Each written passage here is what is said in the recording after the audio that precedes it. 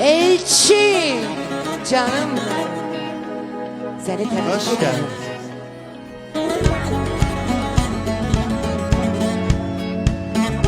Hoş gördük canlarım.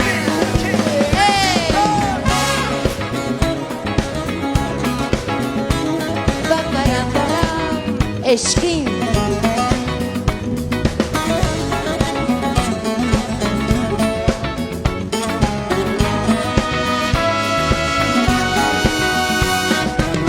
Seni bir nəğmə qoşdum mən adıda la la sa.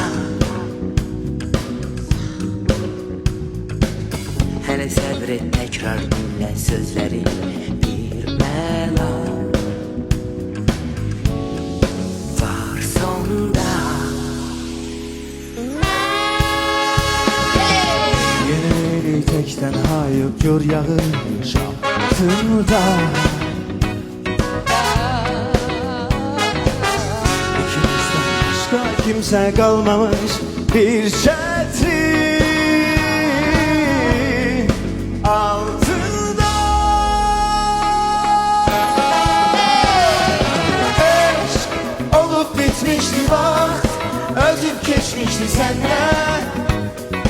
Məndən səni yandıra yandıra dinlədim mahım. Artıqdır sözlər bir dillə.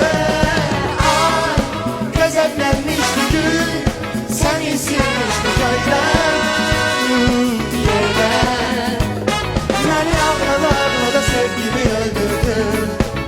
Çok şey eğlendim senden.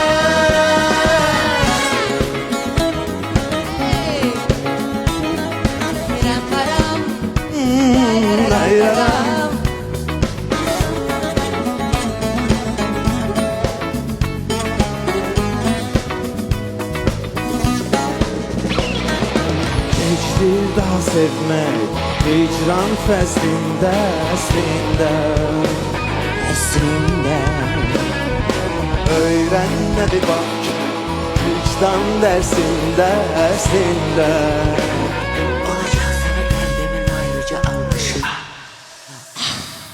Eş Olup bitmişti bak, ötüp geçmişti senden. Məndən Seni yandıra yandıra dinledim ahım. artıqdır sözlər bir dillə. Ah, qəzəblənmişdi gün, səni silmişdi göydən yerdən. Məni ağlada ağlada sevgimi öldürdün. Çox şey eğlendim Senden.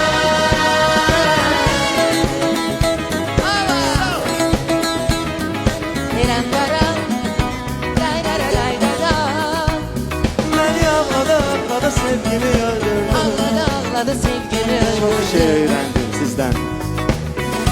Ay öğren. Bir daha hoş gördüğüm benim ezlerim.